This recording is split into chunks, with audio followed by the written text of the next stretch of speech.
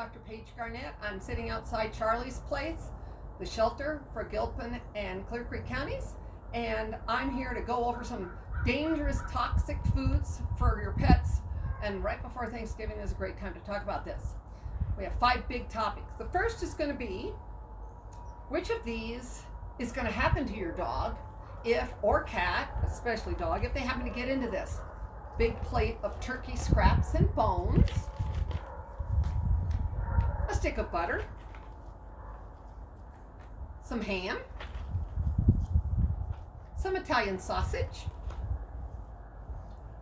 Actually got into Crisco, had that happen once. What does that do for a dog? Here's your questions. Does it give them diabetes, a possible intestinal obstruction, pancreatitis, diarrhea, brain cancer, bone cancer? There are actually 3 right answers. Mainly we worry about pancreatitis in dogs, a disease caused by eating too much fatty food. They can get diarrhea and vomiting as gastroenteritis, so if they're not used to it. And they can get an intestinal obstruction from the bones or the packaging. So be really careful. None of that's appropriate. Think of Thanksgiving as an off time for extra food for a dog or cat. Okay, that's our first one. Next question is, which of these chocolate items would be considered non-toxic for both dogs and cats? I think most everybody knows chocolate is a no-no, but the non-chocolate one is this Baker's white chocolate baking squares. That is not chocolate.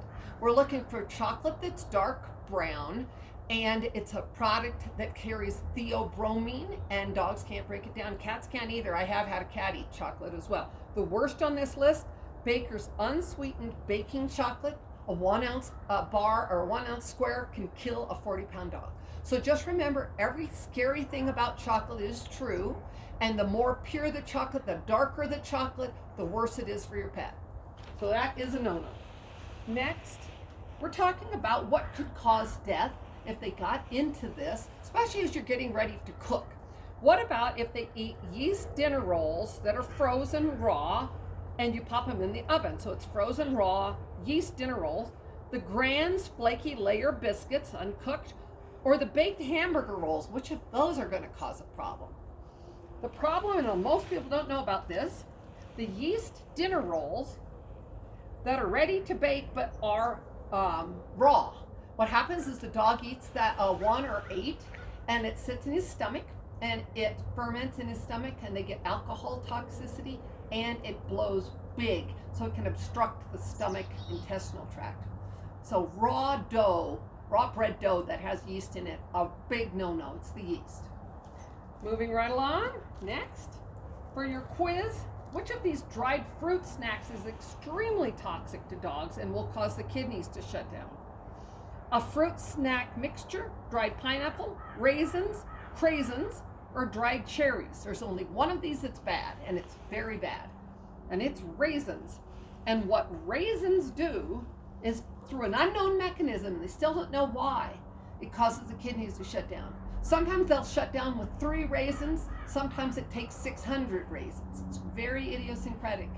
Dogs, usually cats won't eat raisins, but for some reason, this is a toxicity in dogs that you can't predict. Raisins are a no-no. Finally, this is the one I really want you to listen about, because this is the one I've had the most problem with. Which of these sweeteners for sugar-free gum or gum for gum is toxic to both dogs and cats? Usually the dogs are what's getting into the gum. Are we worried about extra sugar-free gum sweetened with sorbitol that starts with S? Are we worried about double bubble gum sweetened with sugar? Or are we worried about Trident sugar-free gum sweetened with xylitol? Here's how you can remember what is safe. The safe sugar-free products are sweetened with sorbitol. S starts sorbitol, S is in safe. The xylitol that starts with an X, very poisonous. It causes a huge release of insulin from the pancreas, and they drop their blood sugar way down. So here's the back of a Trident package, and see it says with xylitol. So they're not ashamed of it. Humans can take it. So humans can handle xylitol, but dogs can't, and dogs love sugar-free gum. They love the little cartons at Walmart, and they're called ice cubes. They're not even wrapped, and they're little candies. Kids love these. They have huge amounts of xylitol. It's also in human toothpaste, and it's now in peanut butter. So always read, and if it's got this X1, XY, xylitol, no, absolutely not. Small amounts, a lot of problems. So I don't even buy sugar-free products with xylitol. It's not worth the worry. Okay, thanks for tuning in.